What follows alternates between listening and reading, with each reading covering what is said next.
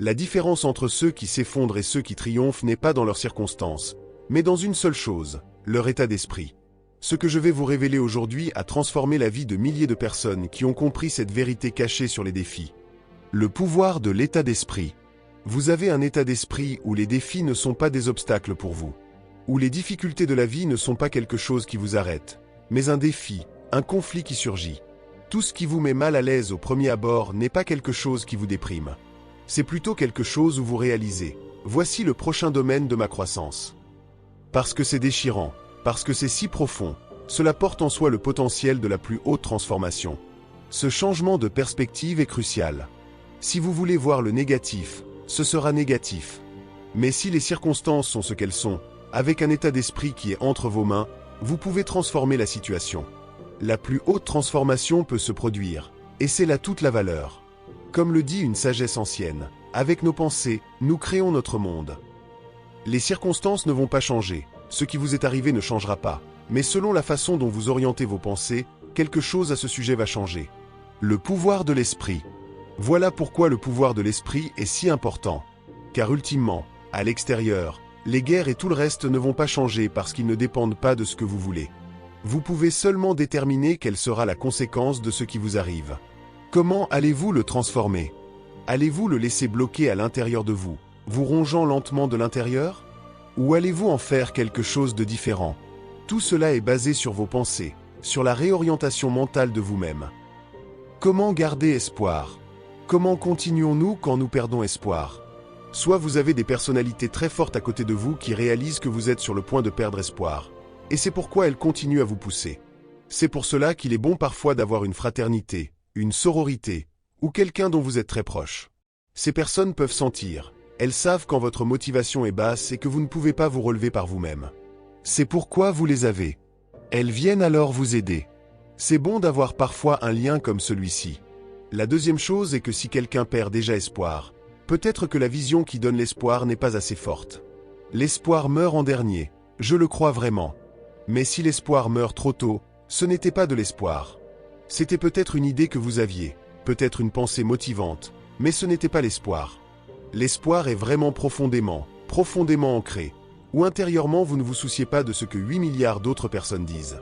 Vous l'avez et vous allez le faire. L'équilibre entre positif et négatif. Ce qui crée un état d'esprit positif, selon ma façon de voir les choses, c'est de comprendre que ce monde dans lequel nous vivons, simplement exprimé, est toujours un échange entre le côté gauche et le côté droit, le mauvais côté et le bon côté, le négatif et le positif, le pessimiste et l'optimiste. C'est pourquoi pour moi, ces deux aspects vont toujours ensemble. Et il est normal pour moi que parfois les circonstances soient mauvaises, mais je sais aussi que oui, c'est le cas pour le moment, mais c'est un changement. Tôt ou tard, cela redeviendra bon. Maintenant je suis un peu déprimé, mais ça va changer. De la même façon, oh, maintenant tout est positif.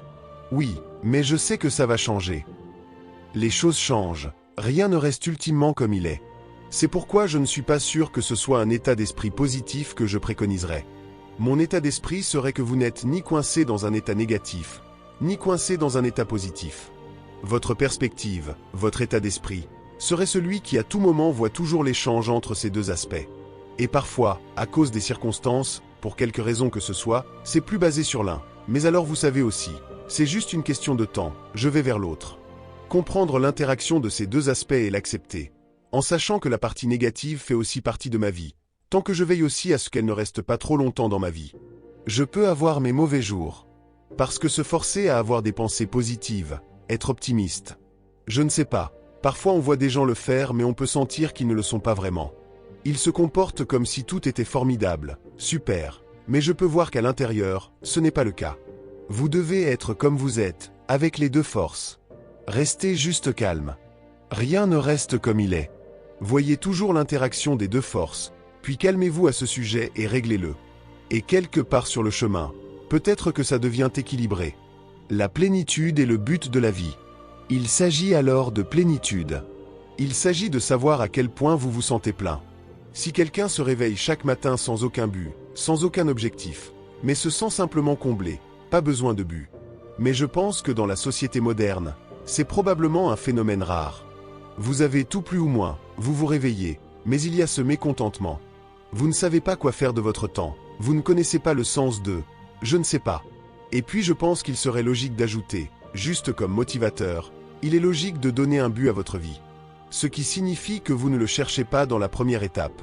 Pas besoin de le chercher, pas besoin de vous demander quel est mon but. Vous devez poser la question, mais vous ne cherchez pas nécessairement.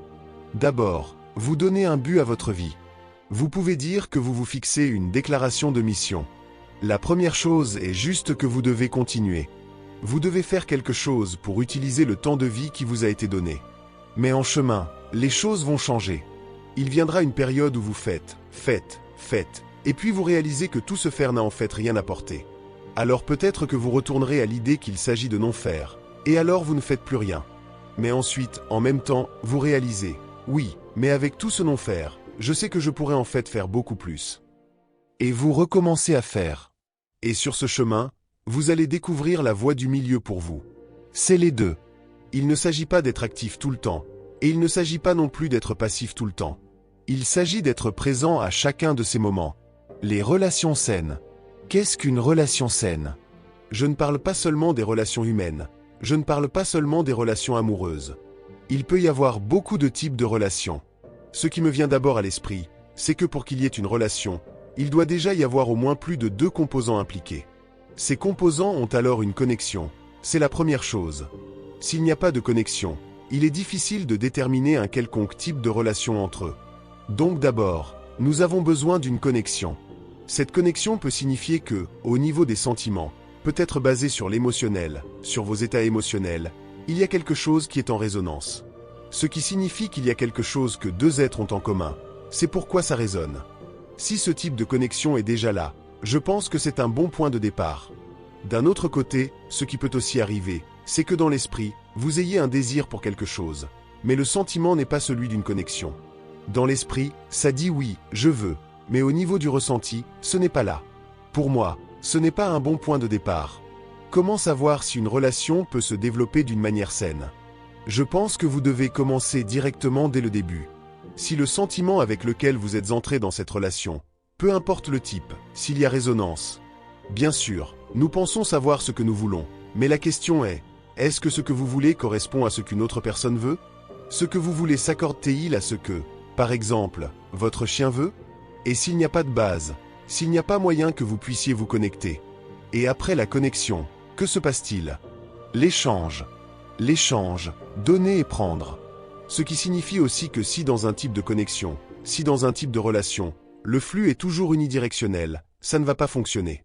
Donc après la connexion, après la résonance, la question est, comment voyez-vous le flux d'échange dans ce lien? Et si c'est un flux sain où rien ne stagne, où il y a un donner et un recevoir, de temps en temps cela peut changer. Mais c'est là, il y a un flux. Alors je pense qu'une relation peut se développer dans de très belles directions. La gratitude. Dans ma vision du monde, je crois en la cause et les faits. Simplement, vous plantez une graine d'orange, vous obtenez un oranger. Vous plantez une graine de pomme, vous obtenez un pommier. Comment suis-je devenu ce que je suis aujourd'hui? Je suis les faits. Qui est la cause? Mes parents. Pourquoi puis-je être ici? Pourquoi pouvons-nous parler? Grâce à mes parents et tout ce que vous pouvez retracer grâce à mes parents. C'est pourquoi il y a la gratitude. Pourquoi puis-je faire dans le domaine des arts martiaux les choses que je peux faire? Parce que j'ai eu des enseignants qui m'ont appris ces choses. Gratitude à toutes les personnes, tous les maîtres et enseignants qui m'ont enseigné ces compétences, ces méthodes. Les amis, ceux grâce à qui vous êtes encore une personne aujourd'hui qui croit en l'espoir, qui croit qu'il faut continuer, qui croit en l'amitié. Qui sont les personnes clés que vous avez encore aujourd'hui? Eh bien, gratitude à tous ces compagnons que vous avez rencontrés dans votre vie. Ainsi, chacun trouvera beaucoup de personnes ou d'êtres, aussi des animaux, sans problème, où vous sentez que sans eux, vous ne seriez jamais devenu la personne que vous êtes aujourd'hui. Et la gratitude ultime est, je pense, une fois de plus envers ce qui a permis à tout d'arriver. Je ne sais pas si vous l'appelez l'univers, la nature, différentes nations, différentes cultures, différents noms. Mais il y a probablement quelque chose auquel nous ne pouvons pas simplement donner un nom, mais sans lequel nous ne serions pas tous ici. Et donc, il y a aussi une énorme gratitude envers la vie elle-même. Pouvoir vivre, pouvoir voir les couleurs, pouvoir parler, pouvoir écouter les choses. Pour tout cela, nous devrions être reconnaissants. Vous, votre plus grande douleur cache votre plus grande transformation. Ce n'est pas ce qui vous arrive qui définit votre vie, mais comment vous choisissez de le voir. Alors la prochaine fois que vous ferez face à un mur, demandez-vous, est-ce un obstacle ou une porte? La réponse a toujours été entre vos mains.